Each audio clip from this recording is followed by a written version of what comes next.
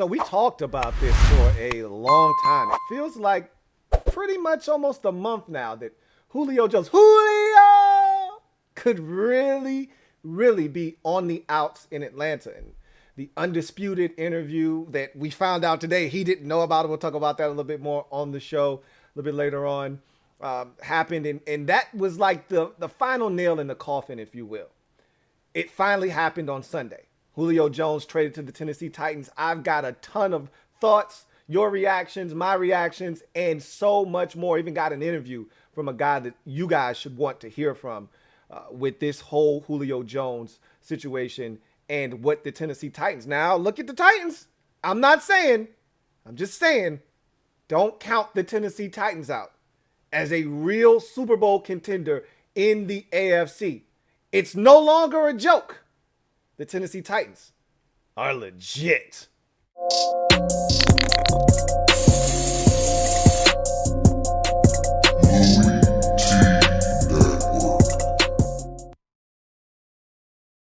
Who else could it be but me, your Louie T? Welcome to the 167th installment of the Louie T Network podcast. I, of course, am your set man, Louie T. Thank you for joining me on today's show. We've got a jam-packed show full of goodies for you guys to consume.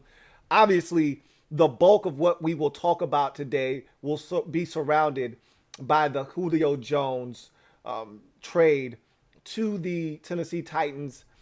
We're going to talk about it from both sides of the fence. We'll talk about the Falcons briefly because this is more about the Tennessee Titans and the prospects of their future now and what this does for their organization moving forward. We'll talk about, leading up to the trade and then we'll move forward. And I got a special guest for you guys on the show today. My guy, Turron Davenport from ESPN NFL Nation, who reports for the Tennessee Titans, going to join the show today and talk about that Julio Jones trade, but also some really other juicy topics that you've probably wondered about with the Tennessee Titans, including, is there real beef between the Titans and the Ravens?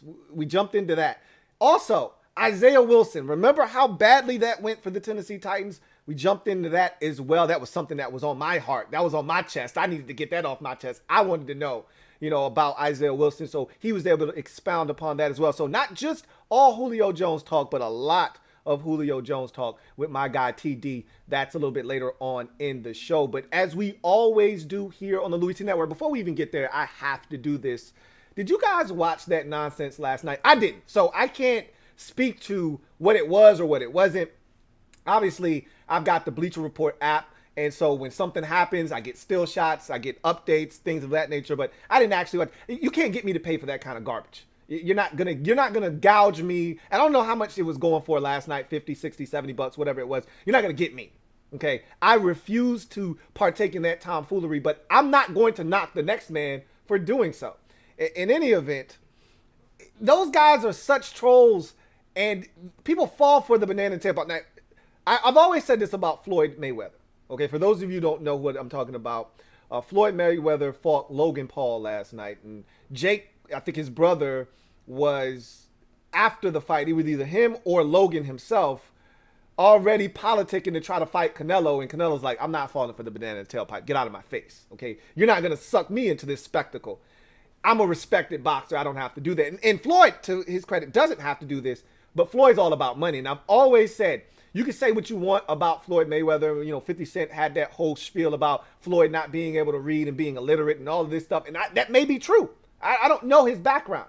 But I can tell you this. There isn't anybody better in professional sports at marketing himself and turning his ability to make money into big dollars than Floyd Money Mayweather.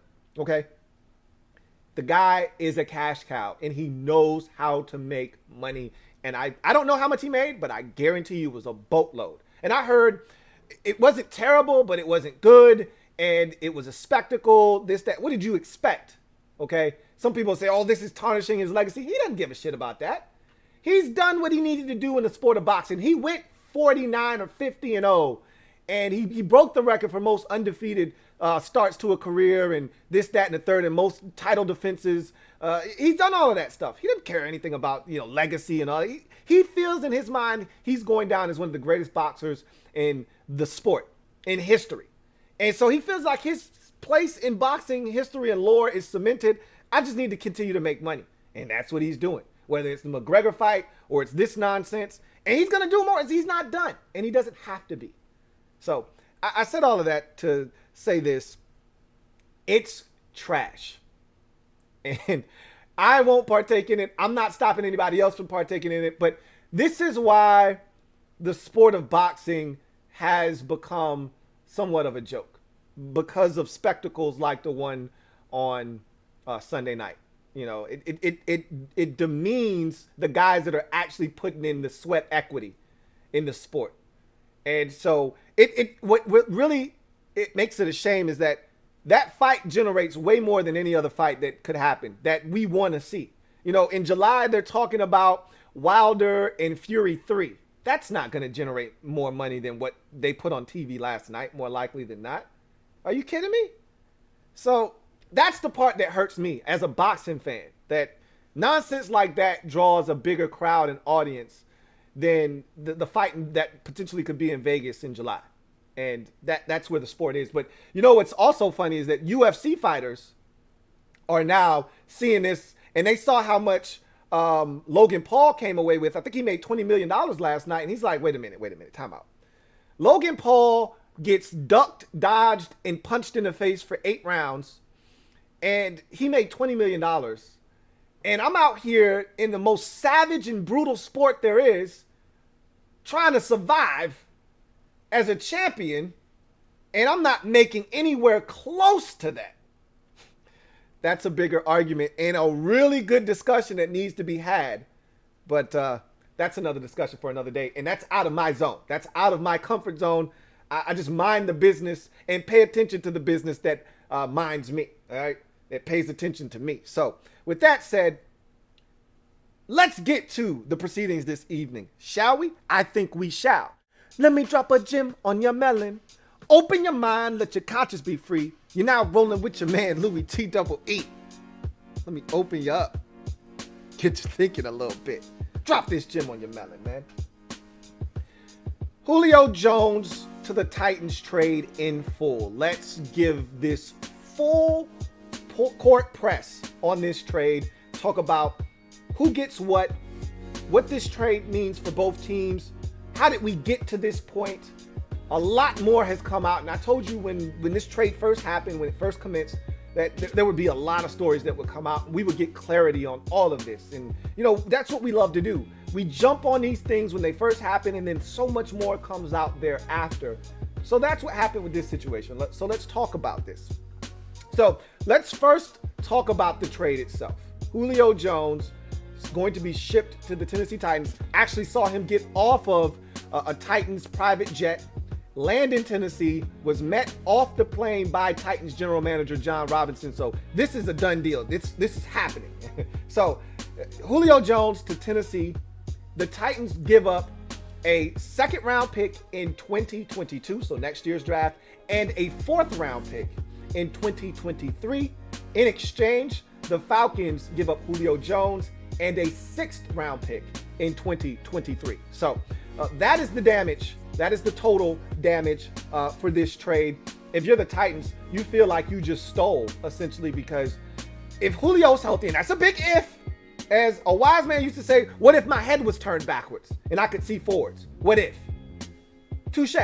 I get it.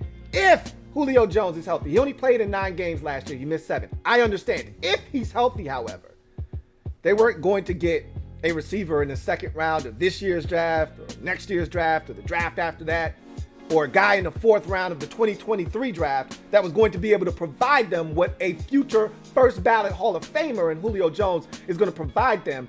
And speaking of this Titans team and what he provides them, this takes the window of opportunity for a Titans team that, for me, 2 years ago in the AFC Championship game last year, bowed out in Wild Card Weekend. It takes them from, oh, that's cute, that's a nice story, but we don't take them seriously, to, hey, open your eyes, man.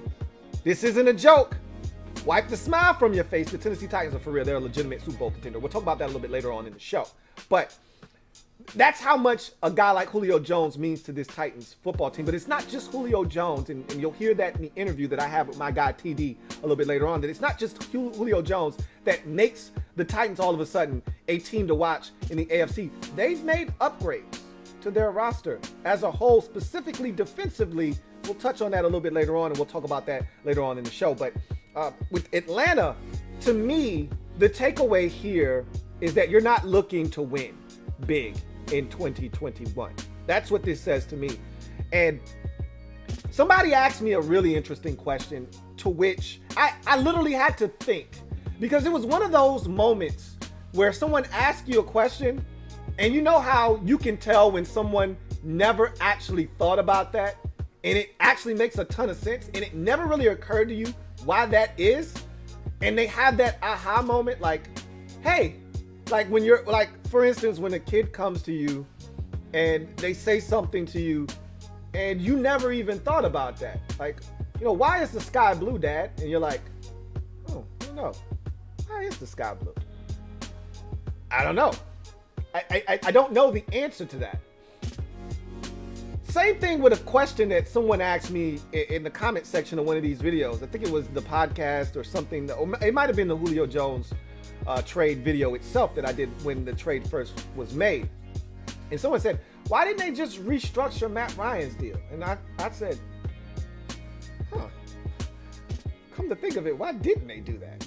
And I don't know the particulars. I don't know if that's something that they couldn't have done. In my mind, I just said they didn't want to restructure Matt Ryan's deal. They wanted Julio Jones gone. That, to me, is the simple answer here, is that Julio Jones had run his course in Atlanta. He only played in 9 games last year. They're going in a different direction. They wanted his cap space. They didn't want him, because if they wanted him, there were ways they could have made this work. They made this bed 2-3 years ago when Julio was upset and his chain fell off in a river and he wanted more money, and it was this whole mess, and they had to appease him, and they gave him this extension. They knew that down the line, this day would come.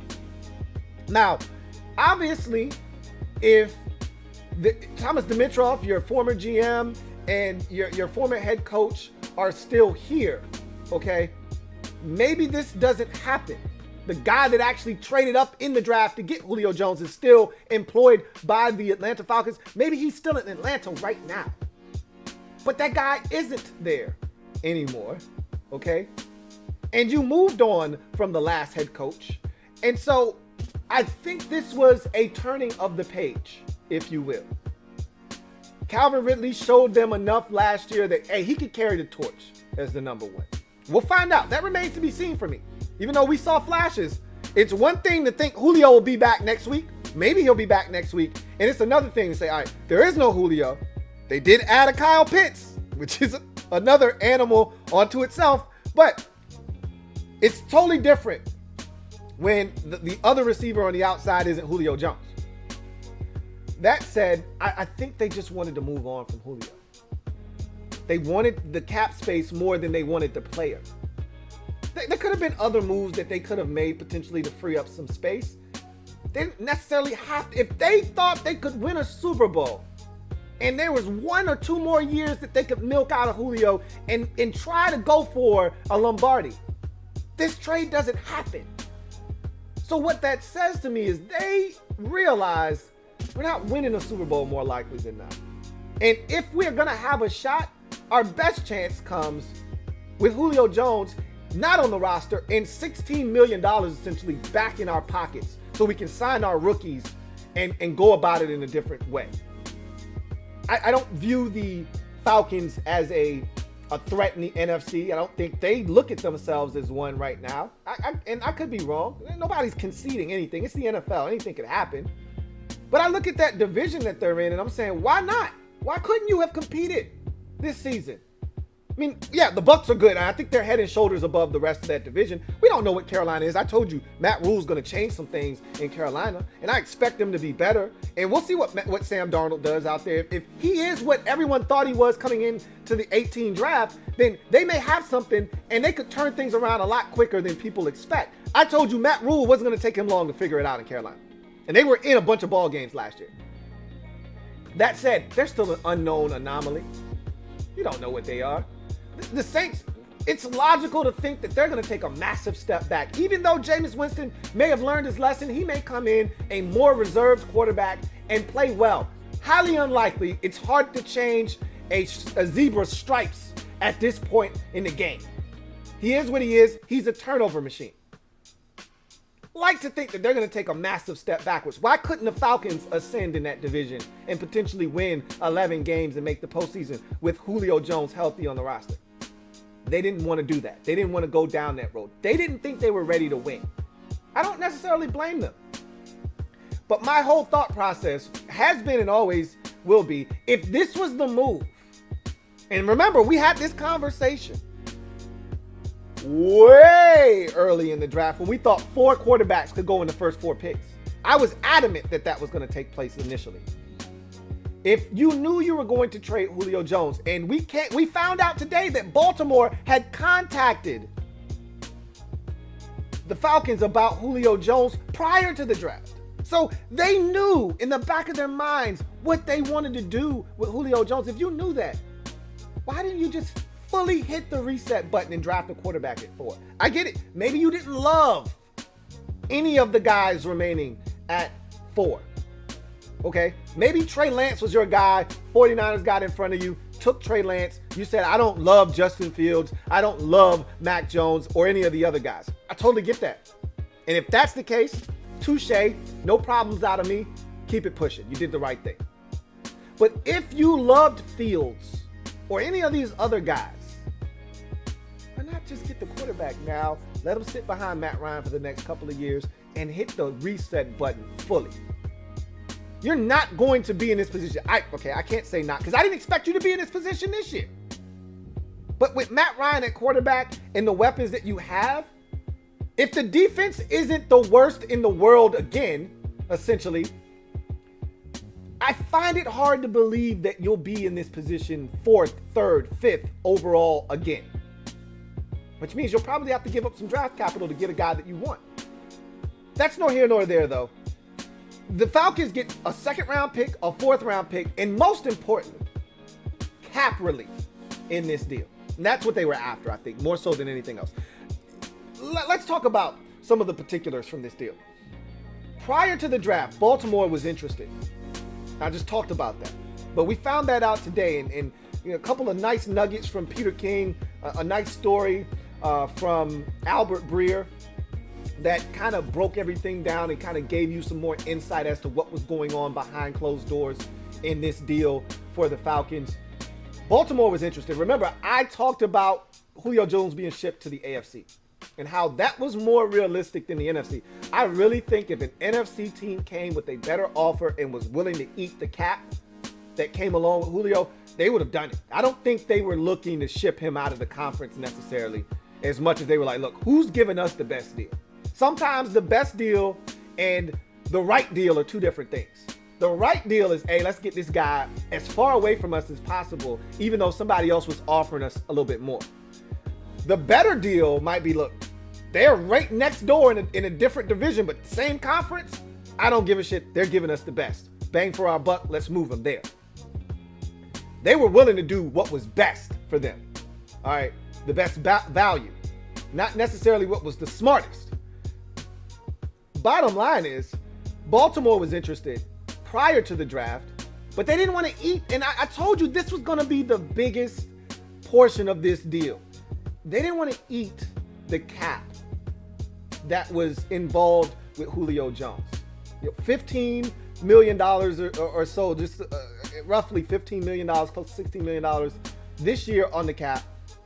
And then $38 million over 3 years if the deal just stays the way it is. And there were reports and rumors that Julio was going to want new money wherever he was traded. That hasn't been substantiated at this point, but That's a lot of money on this year's cap. And moving forward for a 32-year-old that will be 33 more likely than not before the season starts, that has an injury history that isn't getting any younger. Yeah, absolutely. I get it. But they even up until the draft, the Ravens were still interested. That was until they got Rashad Bateman in the first round. And that's when they said, hey, we're good. We're going to go ahead and bow out of this thing. We appreciate y'all listening, though. So once they got their receiver, they were no longer interested in Julio. They didn't know how the draft was going to play out, and if their guy was going to be there. He was at the back end of the first round. They took him. They were no longer interested in Julio. So then you go to New England. Remember, I said, hey, New England still got the cap space. New England didn't go out in free agency and get a number one wide receiver. They got a bunch of stuff. But none of those dudes are number ones.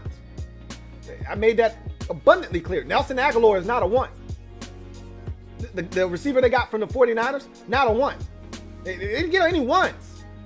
None of the guys on their roster have established themselves. Jacoby Myers, none of those dudes are ones. So I was like, hey, they still got a need for a true, legitimate number one wide receiver. Look out for New England. And they've proven in the past they're not afraid to give up draft capital. Patriots said, hey, it wasn't about the draft capital. We weren't really afraid of that. We knew we could do something there. We weren't trying to pay 32-year-old Julio Jones, $15 million this year and $38 over the next 3 years. That's where it all boils down to is look at what we did in free agency. Look at what we did. We got all 20-somethings, bunch of youngins. We ain't out here trying to pay nobody that's 30-something years old. That's not good business for us. So they were like, we out.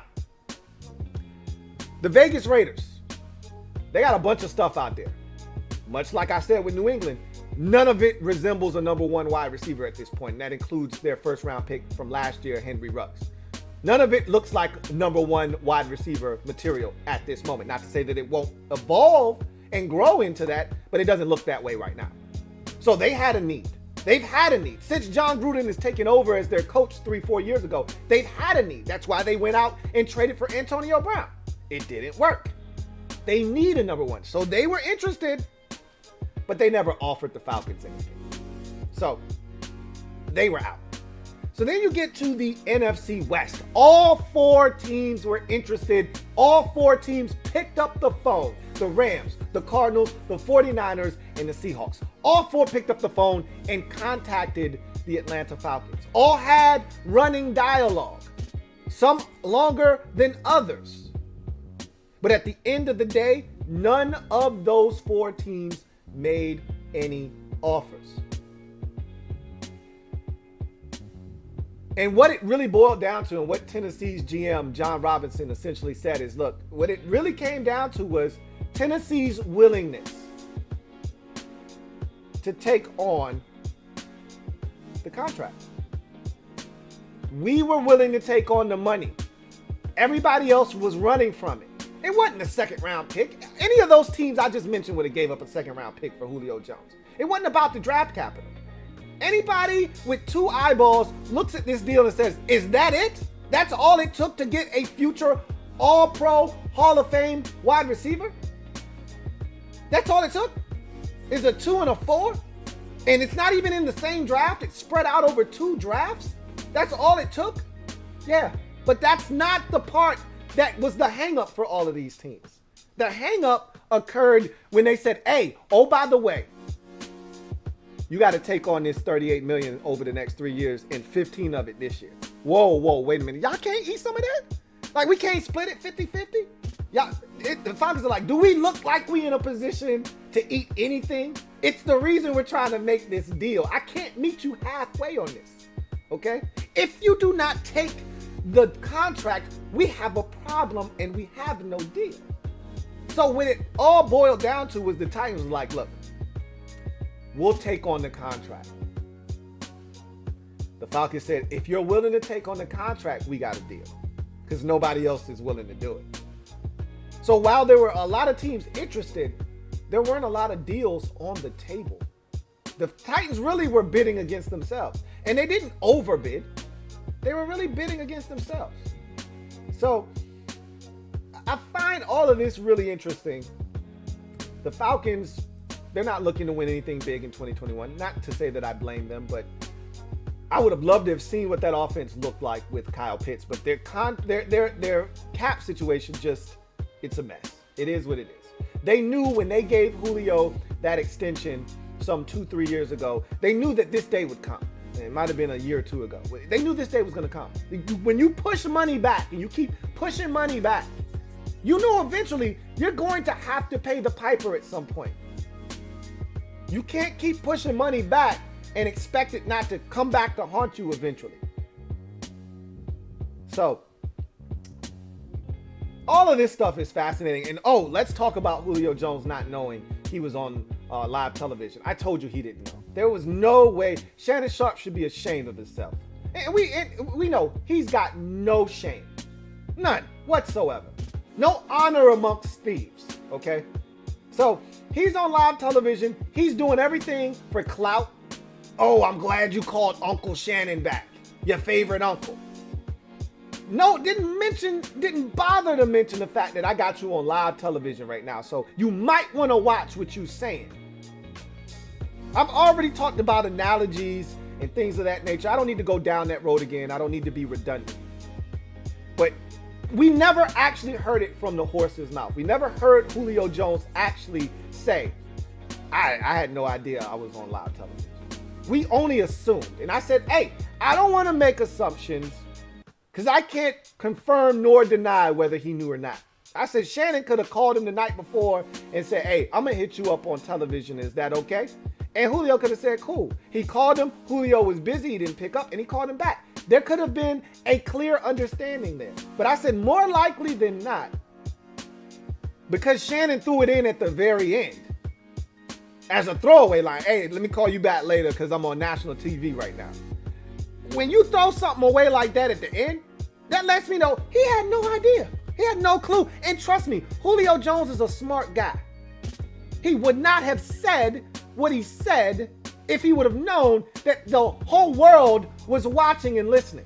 He wouldn't have done that. Because he has too much respect for the Falcons organization to do that. And we saw the divorce and how it ended. It was very amicable. All right? Very amicable. Both parties left this thing with pride and dignity intact. They put out a nice little social media tribute to him. He's had nothing but good things to say about the organization.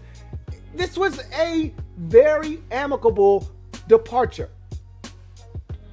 So he wouldn't have thrown him under the bus like, I'm out of there. I'm done. Like, he wouldn't have done that. Shame on Shannon Sharpe. But again, that guy didn't care about any of that. He didn't care about how this looks or how he's perceived. Everything he does, all those dudes, him, Skip Bayless, all of them, Colin Cowherd, they do it all for clout. They doing it all for clout. They doing it all for clout. They do anything for clout. They do anything for clout. So none of that stuff, right over my head, right over their head. They don't care. Hey, that shit does not faze them whatsoever. Anyway, I digress. We're going to take a quick break, get to one of our sponsors, and on the other side of that, got a special treat for you guys. My one-on-one interview in the mind of my guy, TD Turron Davenport. But before we do that, you are locked into the 167th installment of the Louie T Network podcast. We'll get this ad read, and I will see you guys on the other side. I want to take this time out to thank Manscaped for sponsoring the Louie T Network podcast.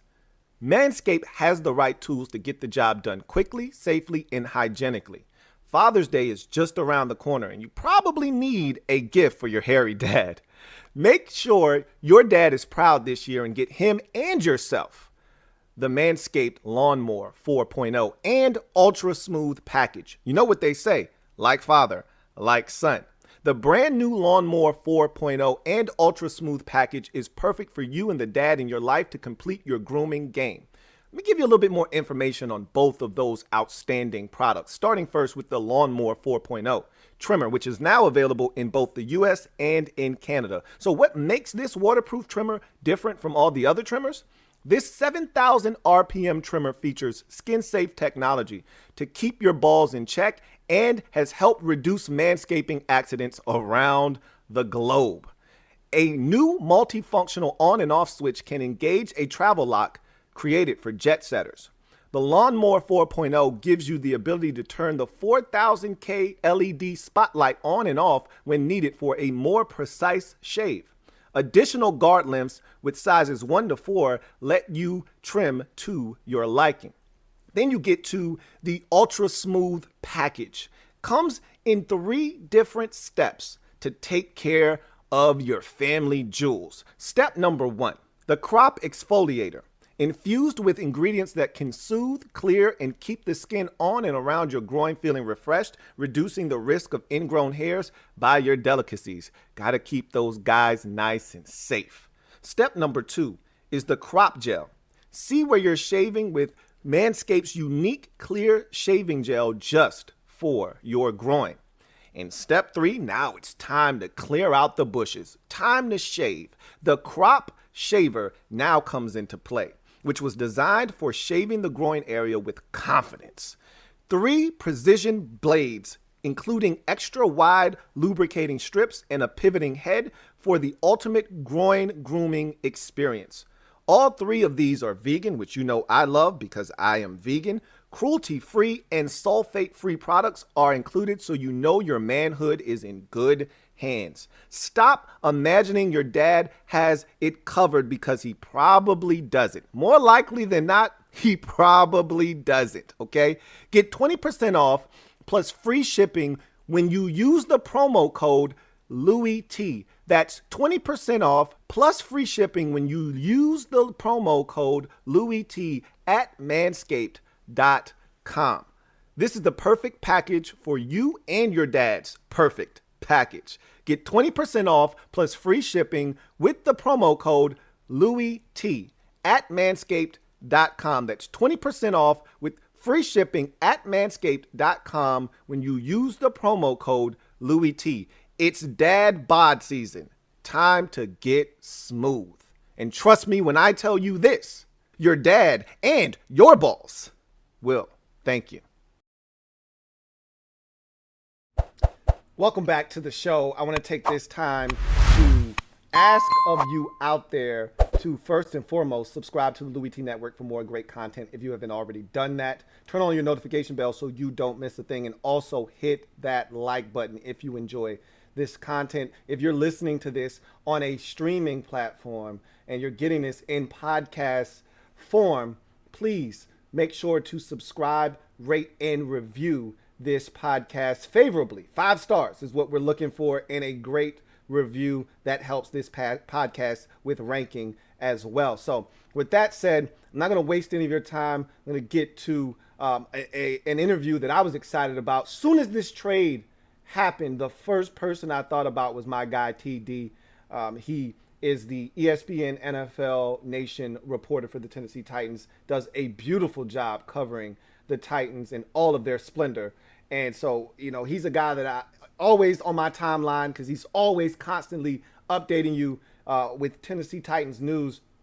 And so when it happened, he was the first person I thought about. I hit him up, and he was so gracious with his time. So this is my one-on-one interview with my guy TD, talking about not only the Julio Jones trade to the Tennessee Titans and what it means, but also talking about all things Tennessee Titans and more. So here is In the Mind of Turron Davenport. Enjoy. So when the Julio Jones trade first took place, the first person that came to my mind was my guy, Turron Davenport, ESPN Nation reporter for the Tennessee Titans and host of the Talking with TD podcast. This is my guy, has been on the podcast numerous times before, and I couldn't think of a better person to talk to when this trade first happened. Turron, thank you for the time. I know you're busy. I want to ask you this first question. I want to go back before we get to the present day of the Julio Jones trade. Let's go back and work our way to the present with the blockbuster Julio Jones trade. Titans had a very disappointing end to their 2020 season with a wild card home loss to the Baltimore Ravens. Let's put a pin in that because we're going to come back to that topic in a second. But they lose Corey Davis in free agency. They replace him with Josh Reynolds. They move on from cornerbacks Malcolm Butler and Adoree Jackson. and they replaced them with first round pick cornerback Caleb Farley and Janoris Jenkins in free agency. So what was the feeling about this team heading into OTAs? Were they better? Were they worse? Were they kind of in the same spot going into the season prior to the trade? The irony in all that, Louie, is the fact that Corey Davis wasn't out there on that last play right. Against the Ravens. And, the pass that Tannehill threw to Khalif Raymond that was picked off would typically have gone to Corey Davis. And then even just to spin it a little bit further, A.J. Brown was open at the release on the other side for what would have likely been a touchdown. So those are a couple things to keep in mind. Defensively, they actually did a pretty solid job. They held Lamar Jackson and that Ravens offense to under 25 points. I think that was a good thing, and they were in position to win the game. But I think going into OTAs, the whole thing was just how can they get that defense better, and how will it be different with Shane Bowen actually being the coordinator and being able to rotate from position to position. Also, the additions of Bud Dupree, Danico Autry, it was done to influx more of that dog, that killer, that go-get-it mentality, or as Bud Dupree said, 11 guys ready to rip your face off. And then Jack Rabbit Jenkins, too, and he's another one they added in, and he's going to give them a little more aggressiveness. It kind of cancels out the Malcolm Butler loss. They just went younger and cheaper, much cheaper, so that helped. And I think that's really the mindset, right? They're looking at Amani Hooker stepping up because Kenny Vaccaro is no longer there. He's going to be the safety next to Kevin Byard, with Dane Cruikshank moving in as the sub in the 3-package safety look. So that's kind of what they're looking at.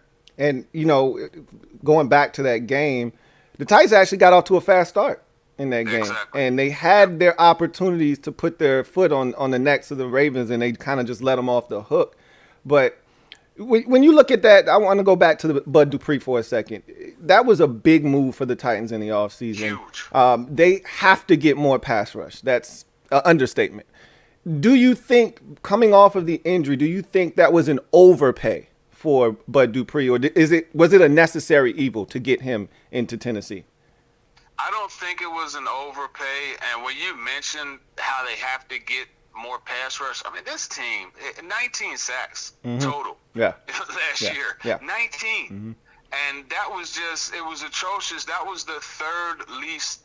They tied for third as far as the least amount of sacks by a team that made the playoffs. And then you spin that over to the first downs that they were giving up on third down, as far as that conversion percentage, 53%. They were giving up over 60% of the time. Now think about this. More than half of the time teams got into the red zone, they scored.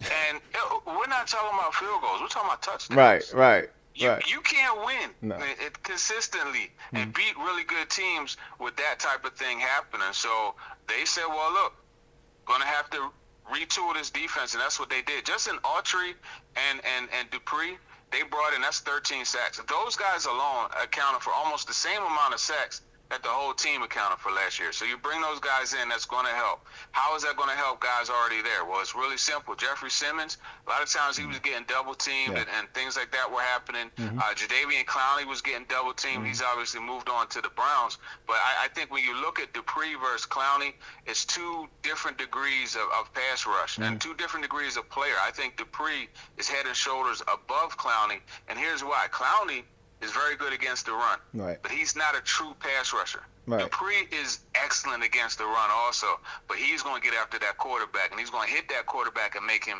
think. And those are the things that you get. You work stunts and things like that. Autry up front. I think they're going to be in good shape. And then, not to mention Jayon Brown coming back. He, in my opinion, has been their most consistent defensive player since 2018. So that's what I think of him, and it was really something that they were able to get him back, because I thought he was going to go and make a lot of money elsewhere.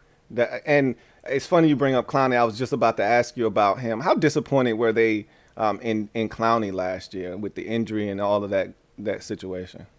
Yeah, I mean, they were very disappointed with the injury, but I mean, Mike Vrabel will tell you injuries are 100% business. Part of the business is what you're going to have. So he tried to fight through it. I give Clowney credit because he tried to fight through it, and eventually it just was like, hey, can't happen anymore. Got to get surgery. So, just the fact that he had to have surgery, I think that says a lot for what he tried to do, and it just didn't work out according to plans. And I'd say this: the whole Bud Dupree thing and willing to pay more for that. I'm gonna tell you, I'm gonna tell you where that goes back to. Zadarius Smith. They were interested. And this was when Dean Pease was the coordinator. Yeah. He and Smith had a very close relationship. There was interest, but it just got out of their price point. And you go back and see what they would pay. They would pay for that. They would pay for that production right now, boy. I tell you that. Yeah, exactly. So seeing that hindsight is 2020 approach, that made them go ahead and go after Dupree. And Clowney's more of a disruptor. I tell people this all the time. Exactly. He's more of a disruptor. He's not, the 10. He's never had double-digit sacks in his career, but he's a disruptor. But so I said we were going to put a pin. And one more question before we move on. Rashaan Evans, are they disappointed in him? There's a level of disappointment with him, but I always use this analogy with guys like Rashaan Evans. And let's say, I were to drive to you, okay?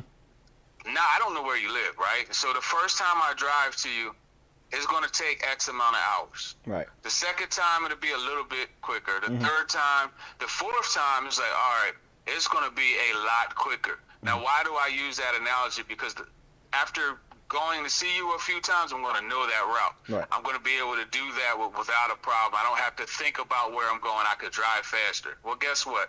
An NFL playbook is just the same. And I'm not making excuses for Rashaan Evans, because there were things that happened last year that just were stupid, just point blank. Some of the penalties he got, some of the ways that teams were able to, kind of combine routes on him and get guys open. Right.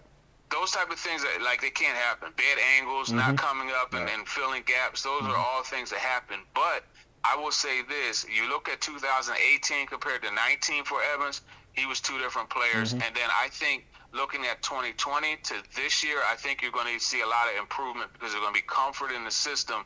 And Evans, he's the type of player, he diagnoses and triggers and blows up. Downhill. And if you're not, downhill. If you're not reading things and having that hesitation because you don't have the whole scheme and everything you have to know down pat, it's going to make it a lot more difficult. So I say all that to say, yeah, they're disappointed, especially in some of the reckless penalties, but they, I think, understand that he's a guy that, with comfort in the scheme, can actually play fast in the way he's capable of. Yeah, they got to be looking for big things from him in 2020. I got to know. So I told you we were going to put a pin in the Ravens. I want to take that pin out and address this right now. Is there a legitimate beef with the Baltimore Ravens? Because of all the playoff games last year, I think I enjoyed the Titans-Ravens game the most. It just felt like an old school game. It had an old school feel to it because going in, the Ravens made a concerted effort to stop Derrick Henry. He's not running the football on this. And it was just a physically played football game. And then, the ending. And there seems to be a little bit of bad blood. Is that a legitimate beef? I could say I don't think there's bad blood. I could think, I think it's just a matter of two teams that are fierce competitive teams. Okay. And you have to go back. This even goes back to 2018. The Ravens came here to Nashville and they put a beat down on them the Titans. down. Shut them out. Shut them out. I remember that. They had like 12 sacks. Yeah. They weren't letting up. They were trying to murder Marcus Mariota. I remember that you game. Have that. And then going into 2019, the 14-2 Ravens hosted that Titans team. They went in there and they beat the dog mess out of the Ravens. And then afterwards, you had the Tajay Sharp, whoop, whoop, big trust, introducing Derrick Henry. Yeah. Earl Thomas was talking his talk, and he got turned into a fullback. Run Henry stiff-armed him into a lead blocker, and then you had the regular season game where there's the stomping on the logo. Now I'll say this: that's something that the Titans do that at every road game. right? But again, the Ravens are dogs just like the Titans, so there was a reaction, and then the playoff game, and that's just really what it was. And you know, Marcus Peters, man, that guy is not going to, you know, everything's going to be taken personal with him. Now he's one of my favorite corners, but everything's going to be taken personal. So he made sure that he let the Titans know he didn't like that. And Lamar running in, it was an interesting situation. But you're right, old school battle. Yeah. Oh yeah, I loved it, and I always tell people there's two different types of crazy. There's crazy and then there's crazy. Marcus Peters is crazy. So those are the dudes you don't want to try. Anyway, Julio Jones rumors start to crop up, right? And about him potentially being on the block. What were your initial thoughts in regards to the Titans when you heard about that? A perfect match. Absolutely perfect match. But I've maintained this.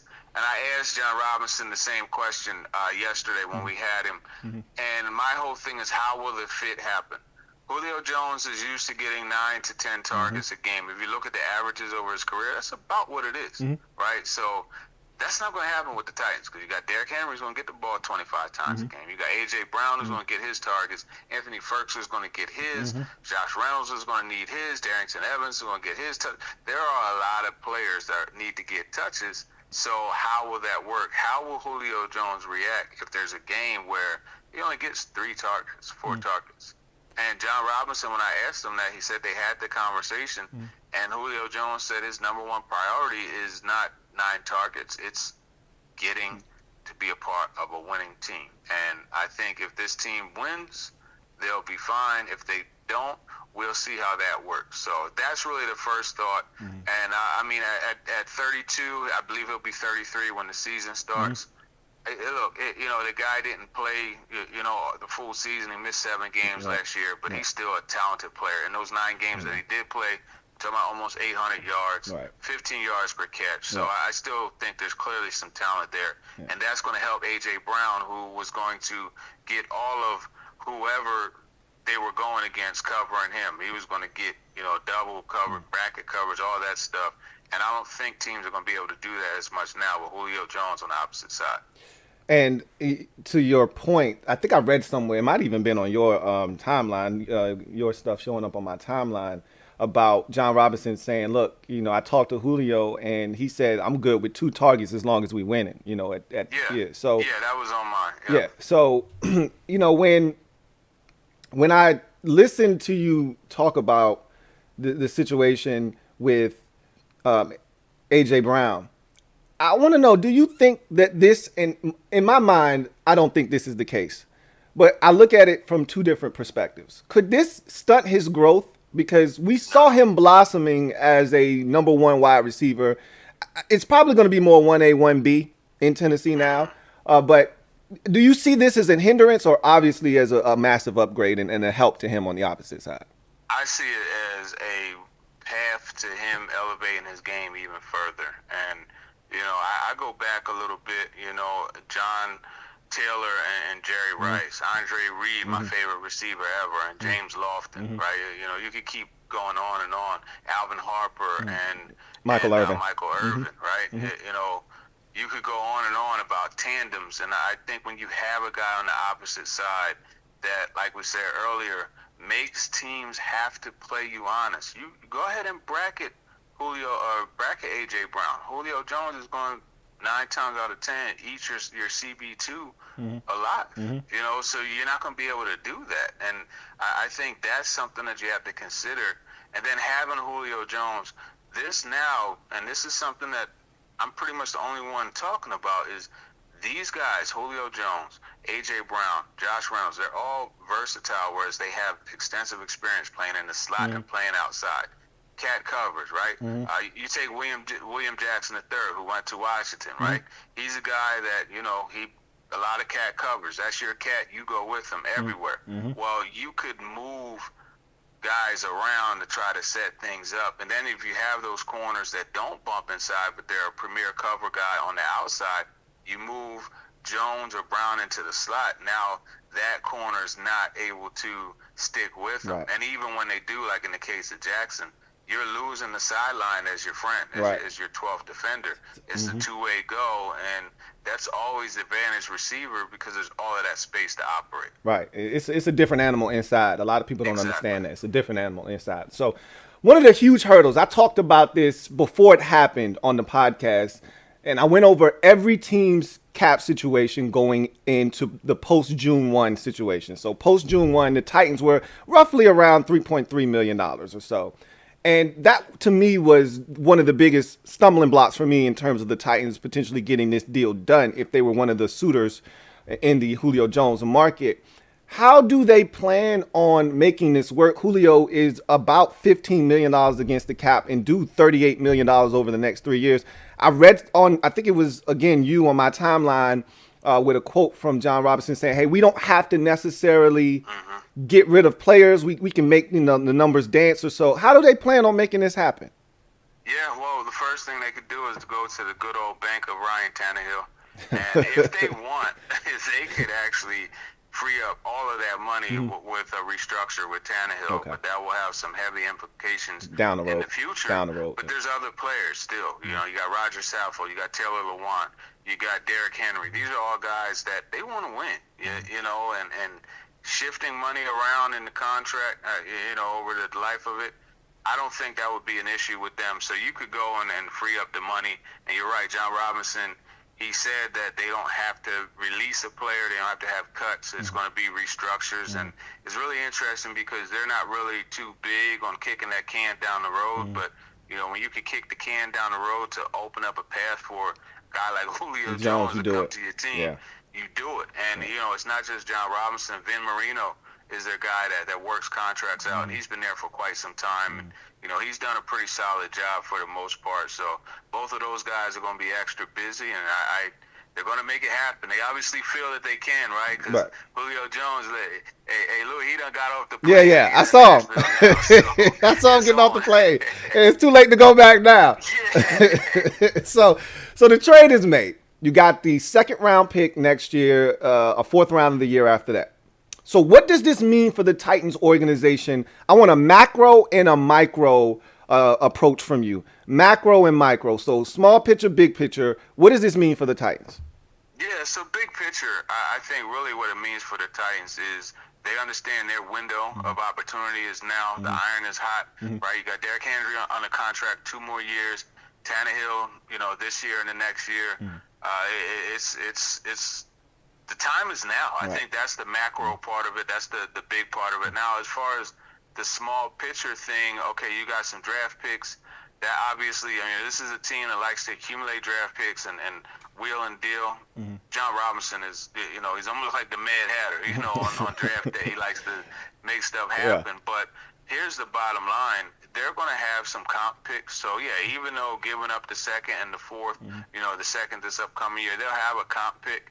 Right, so then on top of that, it won't be a second round pick, but still it'll be another pick. But they're also getting a 6th round pick back, you know, in 2023. So it kind of balances out. And I mean, you know, if you were to tell me in the second round of this upcoming draft, there's a guy that's of Julio Jones's stature, and I'm even talking, you know, the 33-year-old Jones, I would find it hard to believe. So hey, that's worth your second round pick. Absolutely. I couldn't agree with you more. And they drafted 2 guys this year. We'll see how they turn out. Des Fitzpatrick, Racey McMath. We'll see what happens with those guys. But they're not Julio Jones, obviously. So I want to also bring this up, too. So I did a video. As soon as this trade was made, I did a video, and I talked about the impact of Julio Jones on this Titans offense. And I said, good luck defending them when they get into a rhythm, because if I'm Derrick Henry, I'm cheesing ear to ear, because you'd like to think that's going to pull a safety or another defender out of the box. If not, how do you cover those 2 guys on the outside? I saw something on your timeline essentially talking about with 6 defenders in the box, Derrick Henry is averaging like nearly 6 yards a carry. With 7 defenders in the box, it's a situation where A.J. Brown is averaging XYZ amount of yards, you know, per attempt. And then with 8 defenders in the box, Julio Jones is averaging the most yards in the league per reception. So how do you look at this impact that Julio Jones is going to have on this offense? Well, I think it's really going to be in the play action passing game, and that's one of the things that A.J. Brown, who I call a yak monster, over the last 2 years, there are very few, and maybe one. Over the last 2 years, he's one of the best. I think he's top 5 yards after the catch, and that comes off of play action. So now, not only do you have that play action dagger route, like that deep crosser going, you could have a post over top, and then you could tag that post. When you see the corner start and the safety start playing that a little bit, you could tag that post and convert it to a corner, which is exactly what the Titans did against. I can't remember. It was against the Lions, and Corey Davis scored a long touchdown that way. Right. So for me, I think it makes that happen, the play action, more dangerous. And it was already dangerous with Josh Reynolds, on the opposite side. But I think, obviously, Jones is a much better player. And then the other thing that you look at, you mentioned Derrick Henry against 6-man boxes. He's definitely has a high average there. But against 8-man boxes, and from watching Adrian Peterson run so much, they stack the box, and you see these guys get to the second level. Yeah, there's nobody there. And when it's over. Yeah, it's right? over. You get to the second level, there's no one There's left. nobody that you there. have to Right. beat. And that's the thing where you'll see, if you look at a lot of Derrick Henry's home runs, it's against 8 in the box. Yeah. Because they block that thing down so well. He gets up, and you got Blasingame or one of the tight ends, opening up the crease, like taking out the linebacker at the second level, and Derrick Henry's home free to run. So it's just that this is a defense offense rather, that as a defense I wouldn't want to go against, because they try to impose their will, and they do that oftentimes, but then you can win shootouts too now. So it's going to be interesting watching how that all plays. On paper it looks good. Let's see how it happens on the field. Absolutely. That's what where it all counts. And I think Tannehill is one of the more underrated play action passers in the game. I mean, he's usually money down the field when he gets an opportunity to take a shot. No doubt. But I can't let you leave without asking you this, because this one was something that was eating me up. So talk to me about the level of disappointment with the Isaiah Wilson situation from the Titans organization standpoint. I didn't like the pick when it was made, and I voiced my opinion when he was made. Now, I didn't know any of the offseason, off-the-field stuff was coming. I'm just talking about strictly from a player standpoint. I thought it was too high for him in the first round. That said, they made the pick. Obviously, they needed to replace. They had lost their right tackle in free agency that year. They drafted Wilson. It's a mess. Okay, and that's an understatement in itself. Talk to me about their level of disappointment with that situation. And then had you talked to him? Had you ever had an interview with him? Did you see this coming at all? Yeah, so with Isaiah Wilson, that is kind of like a King Kong level disappointment for everybody in that building, and it's on so many levels. I mean, the guy came to camp out of shape, and I remember after 1 week at camp, I turned to one of the other reporters and I said, "You're not going to get a contribution from this guy at all this season. Mark my words." And that was just from seeing him always on the ground. As a matter of fact, he got a guy fired. What's his name? A quarterback from Hawaii that they drafted. Isaiah Wilson gave up a pressure, and the quarterback had to change his trajectory, almost sidearm a little bit more. He couldn't get as much on the ball. The corner broke on it, picked it off, and it was a would-be pick six, and that guy literally got cut that day. McDonald, the quarterback? Cole McDonald. McDonald? Yeah, Cole McDonald. Wow. Yeah, that's why he got cut. It was that play was the finishing. That was the finishing move for him.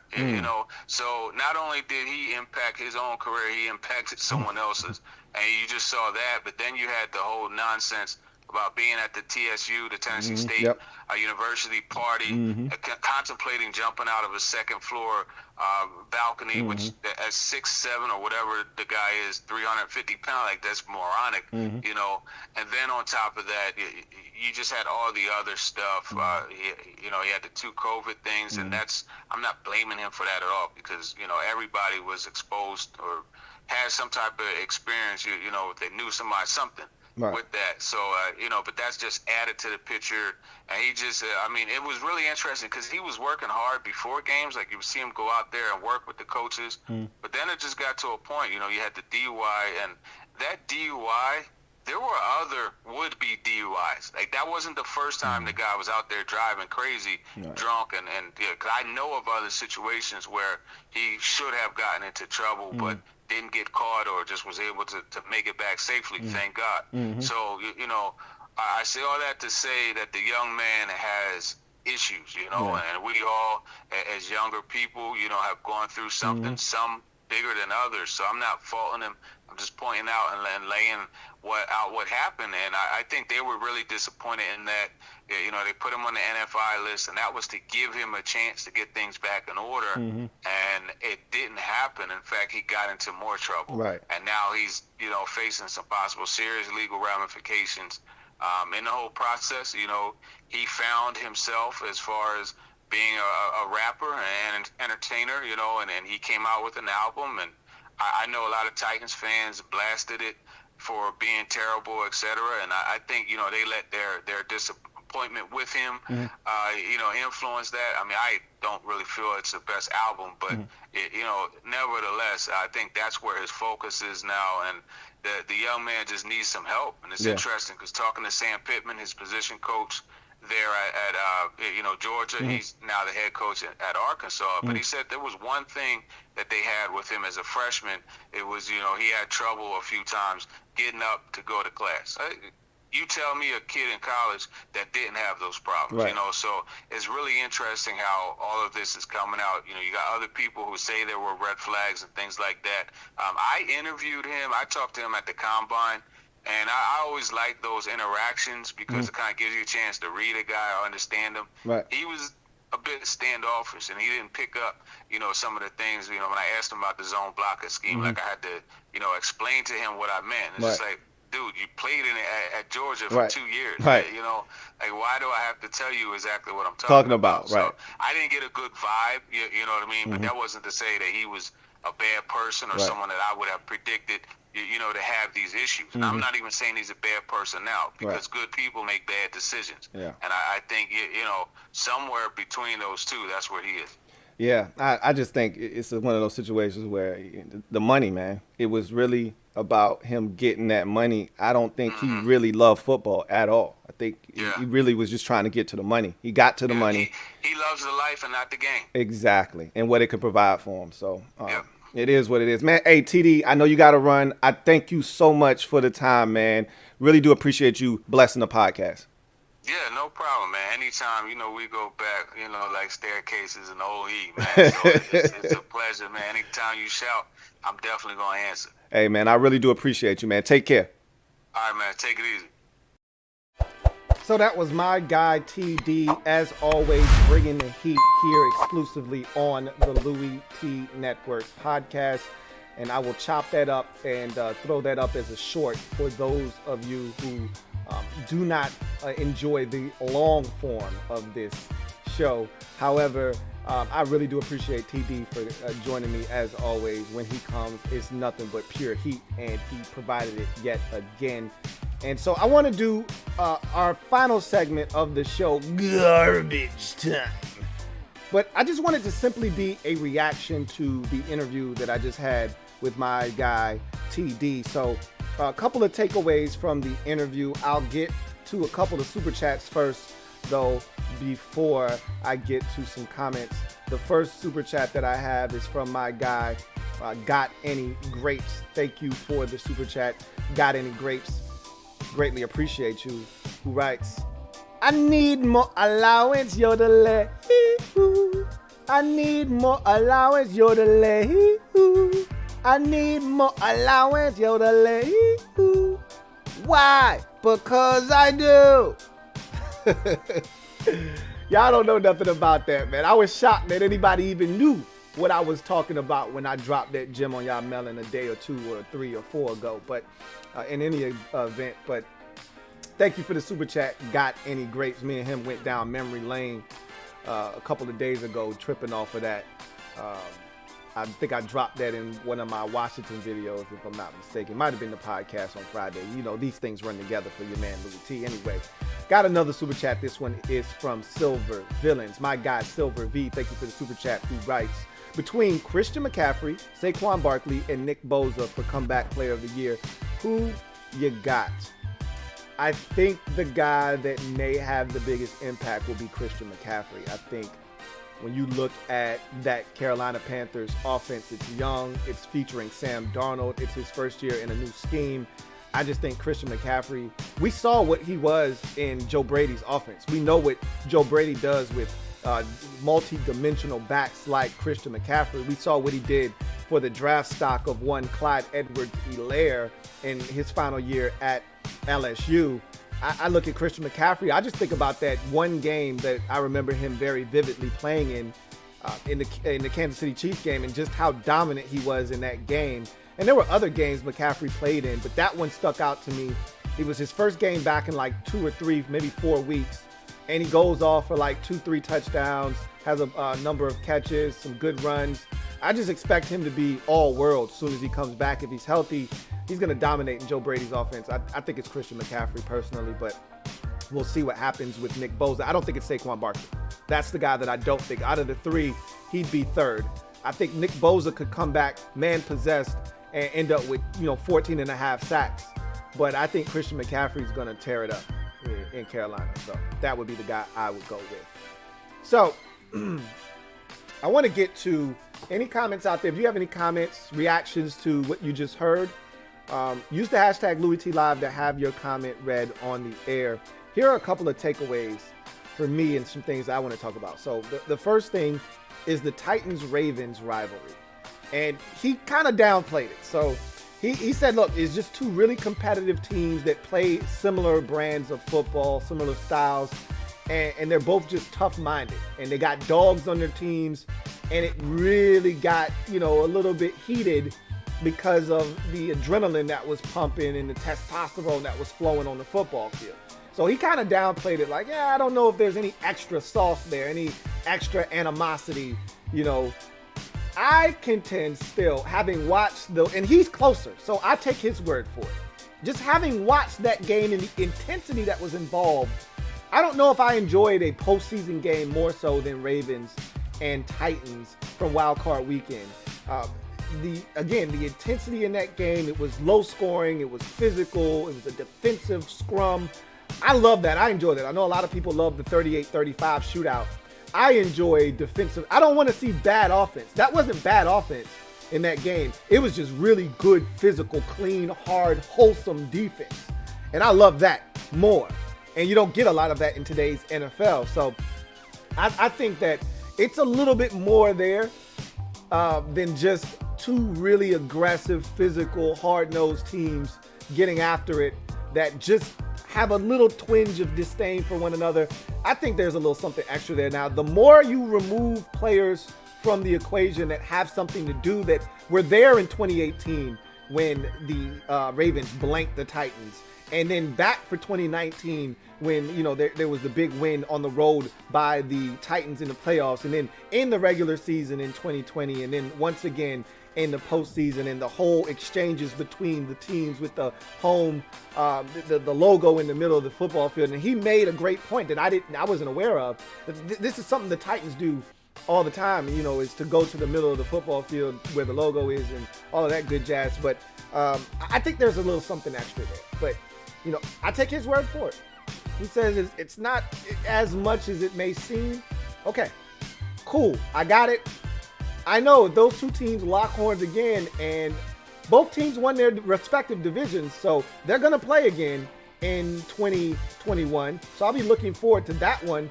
I don't think it's a primetime game. I would love it to be a primetime matchup. It probably isn't at this moment. I'll have to go and check that out. But Isaiah Wilson is next up on my list. And we touched on that at the very end of that interview. I was so taken aback by Isaiah Wilson and his approach to everything. Even the second chance on life in the NFL he was given by the Miami Dolphins and Brian Flores, who went to the same high school as he did and actually had a relationship prior to him coming on board with the Dolphins, with Isaiah Wilson, to give him another opportunity at a clean slate, a fresh start, and for him to shit on the Dolphins the way that he did. I was just blown away. And I was so it's hard. I don't even know. There's a word I'm searching for. Intrigued is a word, but it's even stronger than intrigued because I was all in. I was invested as if he was a member of the Washington football team, and I was pissed off because we spent the first round pick on him. Like, I was so spent when that thing was all over. Like, I can't believe this guy. You know, it's amazing because all of the opportunities that guys would kill for that opportunity. He was a first round pick. He wasn't a fourth or fifth.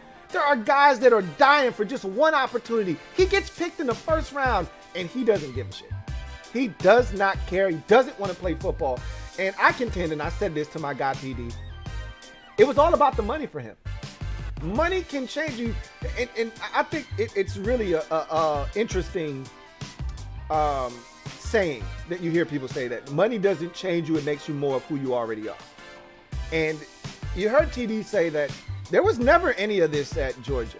They never heard, that he was, a douche, or that he had some issues with behavior. He was getting into this or getting into the only issue he had at college was waking up on time to go to class. Like, that's minor. Everybody has gone through that at some point.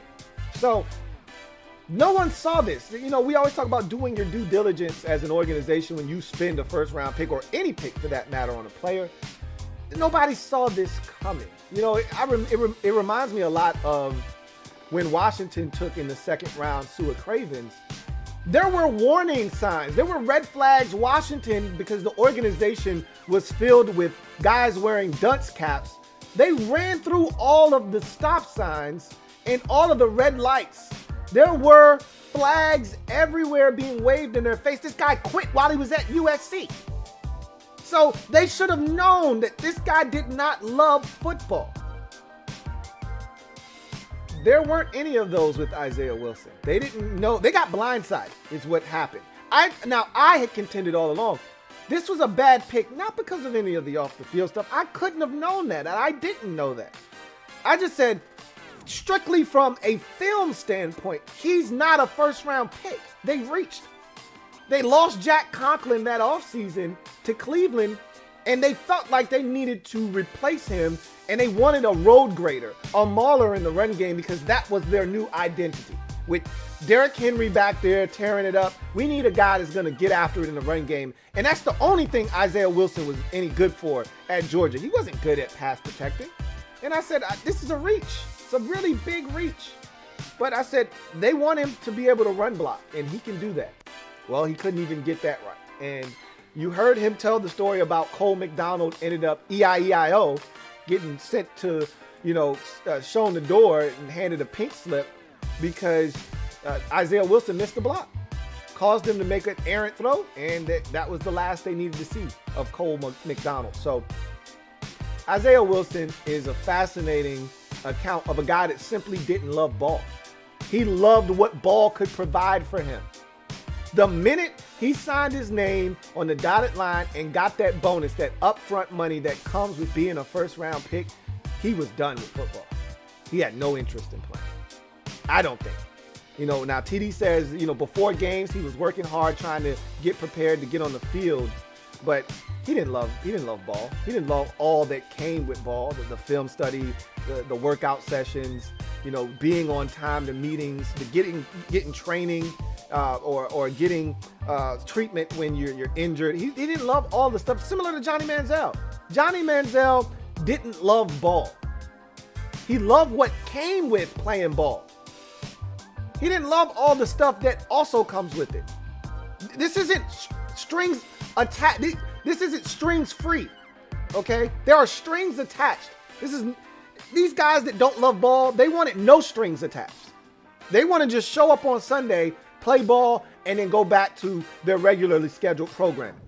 They don't want practice. They don't want film study. They don't want weight room sessions. They don't want treatment. They just want to play ball and collect their check. That's it. And Isaiah Wilson got his money, and he wanted to rap. He wanted to do music. He never wanted to play ball. This was a means to an end.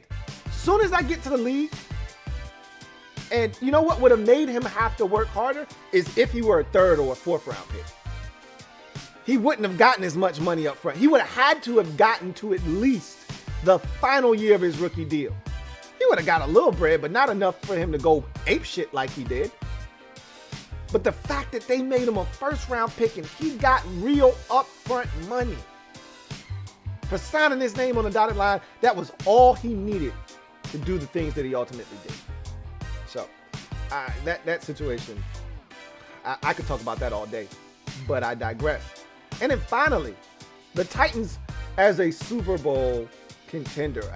TD talked about their window and how they realize this move speaks to a team that feels like they've got a window and they have to seize the opportunity while it's here. And I agree with him. You go to the AFC Championship game 2 years ago in 2019. You win your division, you get a home playoff game this time around, and you blow it. You lose in wild card weekend to the Ravens. So they look at their situation and they say, we're right there.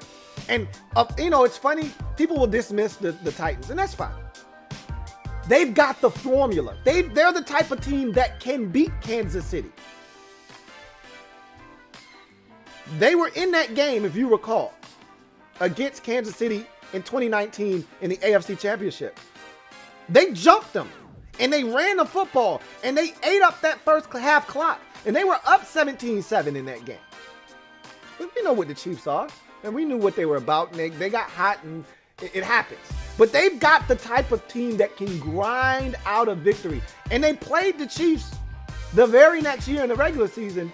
And if I'm not mistaken, either they beat them late in that ball game. I think Tannehill threw a pass over the middle of the football field and beat the Chiefs late in the ball game. Or it was the other way around. I want to say it was the Titans that beat the Chiefs on a late Ryan Tannehill offering. I want to say it was to Adam Humphries. Whatever the case may be, the Titans are good enough to compete with. You saw what they did to Buffalo last year. That was without practice. They put up a 40 spot on one of the best teams in the AFC and embarrassed them in Nashville last year. Don't think for 1 second the Titans are not fully capable, people.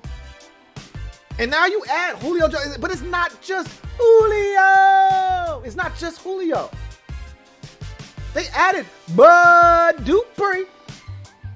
They added Caleb Farley, who many believe, without the medical concerns and the opt-out, was the best corner in the entire 2021 draft. They get him at what was it, 22, 23, wherever they were.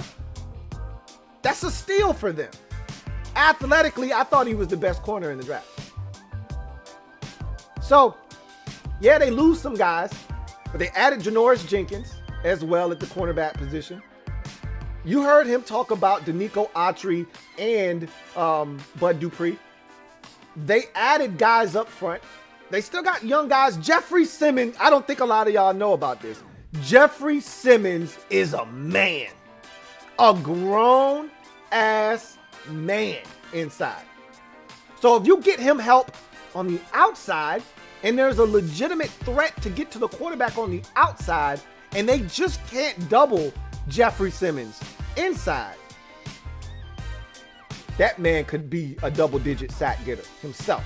So there's some stuff on that Titans roster, man.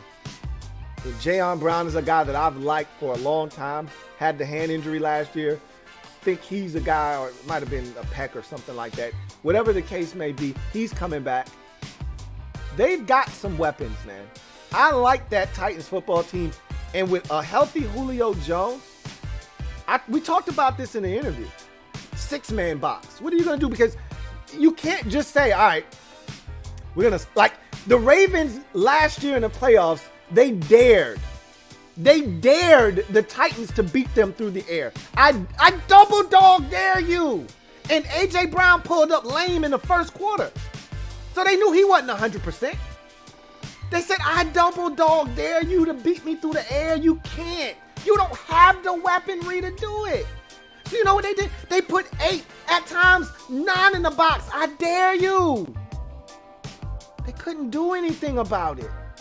And there are times, as he mentioned, that Derrick Henry gets a seam in an 8-man box, and there's nobody in the secondary to stop him, and he's off to the races. How many times have we seen that against Jacksonville? 93 yards, 99 yards, 97 yards. How many times have we seen that? They want to bring everybody up near the line of scrimmage. There's a crease, and off he goes. Somebody gets stiff arm back to the third grade, and he's in the end zone for a touchdown. The Ravens weren't having any of it, though. You can't do that if Julio Jones is on their team now. I dare you to give them one-on-one on the outside with either Julio or A.J. Brown. I dare you. Good luck. So, some people want to, talk about Julio's age and injury history. All of those things are relevant. I'm just telling you, if he's healthy, the man is still one of the best receivers in the league. And I dare you to tell me and try to convince me. I'm listening. I don't think your convincing is going to work. If he's healthy, he's still one of the best receivers in the league. I'd take him in a heartbeat. This makes the Titans offense complete. And I'm a bigger fan of Anthony Firkser than a lot of people. I've been talking about Anthony Firkser for the last year and a half. I know a lot of y'all think I'm crazy, but it's going to open up things over the middle of the football field for Anthony Firkser. Yeah, they lost Jonnu Smith. Anthony Firkser will fill in just fine. And I told you, this properly slots all of their receivers. I've been making jokes all offseason about some of the moves. This solidifies their offense. It's a big move. I think they're a legitimate Super Bowl contender now. Because, again, the defense is going to have to come up big, and they're going to step up to the plate. You're going to have to step up to the plate. That's, to me, the difference. The offense was always solid enough, but they weren't great. They've shown the ability at times to get, hey, we need to go toe-to-toe with you and get into a shootout. We can do that. But I never was convinced that was their life. Like, they could do that. Now, with the addition of Julio Jones, I'm saying, hey, if you want that smoke, they can give you that smoke. They really want to run it with Derrick Henry. Force you to come up and go play action fake. That's when Tannehill's at his best. But if we need to spread you out with Reynolds and Julio and AJ and Firkser, I think they can do it if they have to. They didn't used to be able to do that. I'm not saying. I'm just saying, I look at the Titans and I think they have a chance in this window. You got 3 years of potentially still prime Julio. 1 or 2 at the least. 3 at the most of prime Julio. Because he had a step or 2 or 3 to lose. Dude came in the league running like a 4.35. So if he's lost a step, that means he's a 4.41. If he's lost another step, he's a 4.47. Still smoking most DBs out there. Okay? So you can miss me on the Julio Jones isn't what he used to be. And last time I checked, he ain't shrinking. Still 6'3", 6'4", still 225, 230 pounds. That ain't changing.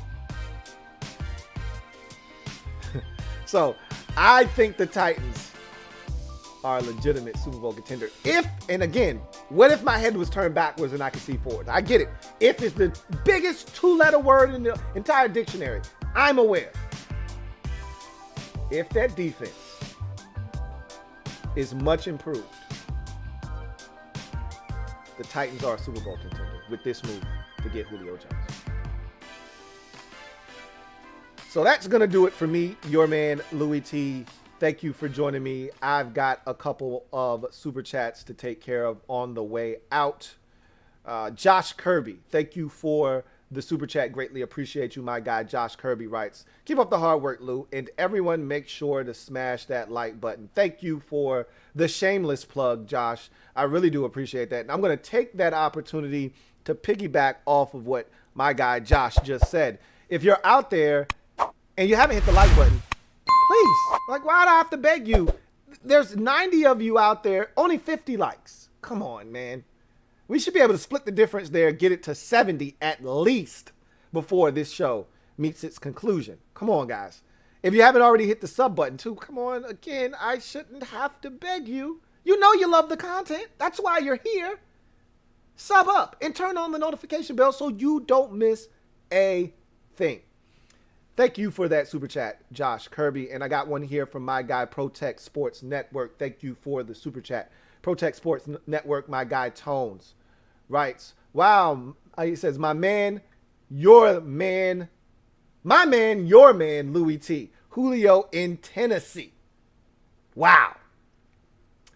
I was struggling there for a minute. Yes, sir. Yes, sir. It's a trade that we knew was coming. We just didn't know where. We kept saying Julio's getting traded, or I kept saying Julio's getting traded. It's not a matter of if he's getting traded. That's happening. It's a matter of when and where. Well, we've completed that sentence, that statement.